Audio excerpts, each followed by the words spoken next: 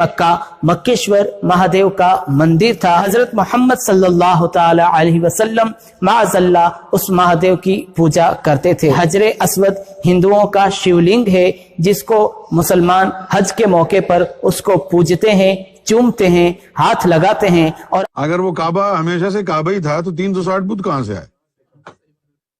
अब रह गई बात कि शिवलिंग कहां से आया। तो मेरे भाई, शिवलिंग जो है शंकर भगवान अपने साथ स्वर्ग से लाए थे। अब मैं इस्लामी जबान बोलूं, आदम अलैहिस्सलाम हजरे अस्वद अपने साथ जन्नत से लाए थे। बात तो एक ही है। शिवलिंग, शिव का मतलब होता है शंकर भगवान, जिसको हम कहते हैं आदम, और लिंग का मतलब होता है पत्थर। तो आदम अलैहिस्सलाम जो पत्थर लाए, शिवलिंग का ये मतलब है। अब शिवलिंग की बात आई है तो मैं एक और आपको दिलचस्प बात बताता हूं।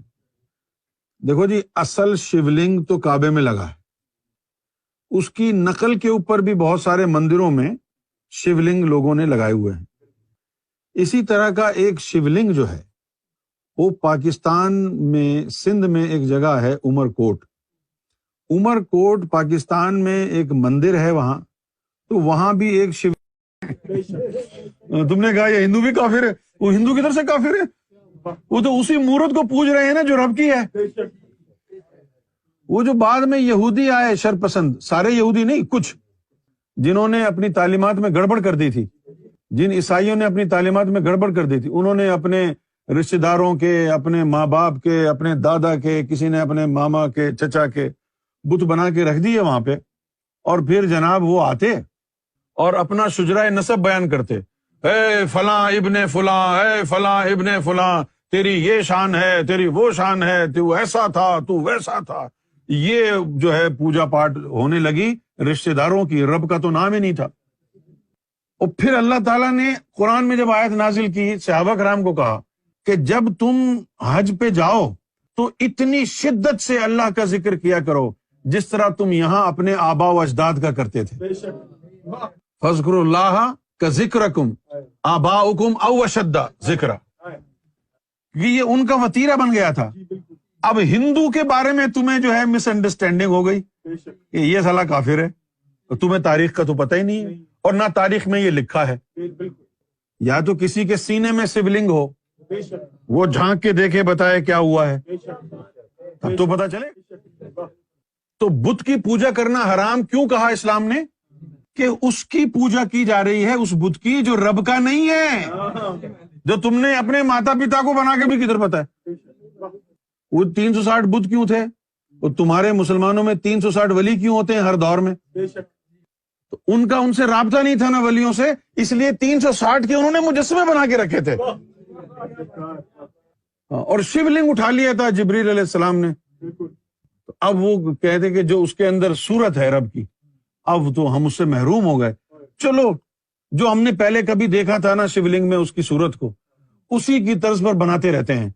हो सकता है कोई एक आध सूरत तो उसे मिल ही जाएगी, इसलिए फिर ये 360 वहां पर मुजस्समे बना के रख दिए। और ये फिर कहानी चलती रही, ये कहानी जो है चलती रही। और कुछ अरसा बाद जो है हिंदू थे उस दौर के, उन्होंने तो अपने वलियों के, अवतार के, इनके मुजस्समे बना के रखे थे ना, समझे। ये जो आ गए ना शरपसंद, कुछ यहूदियों में से, कुछ ईसाइयों में से, इन्होंने अपने माँ बाप, दादाओं के मुजस्समे बनाकर रखना शुरू कर दिए, और अपने माँ बाप, किसी का दादा, किसी का पड़दादा, उसका मुजस्समा बनाया हुआ है, उसको पूजना शुरू कर दिया। इसको इस्लाम ने हराम करार दिया। अब तुम्हारे तो कुरान सिखाने वाला कोई है नहीं ना, तुमने सबको लपेट दी। महाभारत की, रामायण की कितनी लैंग्वेजों में ट्रांसलेशन हुई है।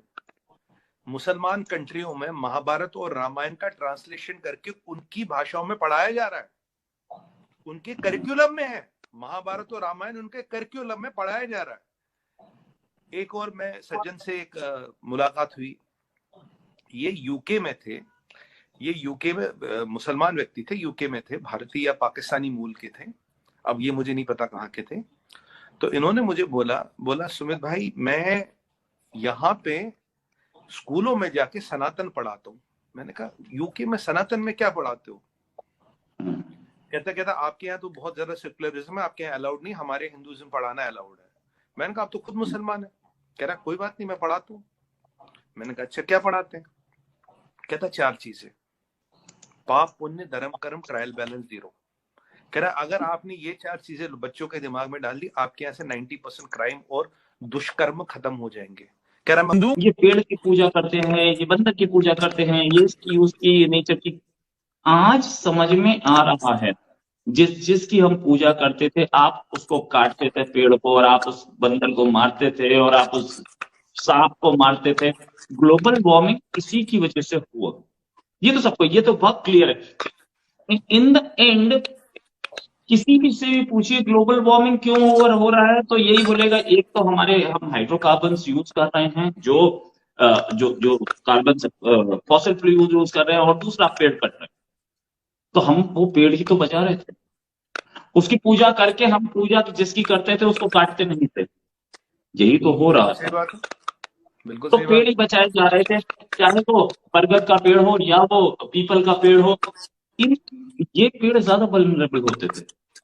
ایک تو آکسیجن زیادہ دیتے تھے، یہ زیادہ بل رہے کیونکہ ان کے میں کوئی پھل نہیں آتا تھا تو ان کو کاٹا جاتا تھا. اس لیے ان کی پوجا بھی ہوتی تھی ساتھ میں.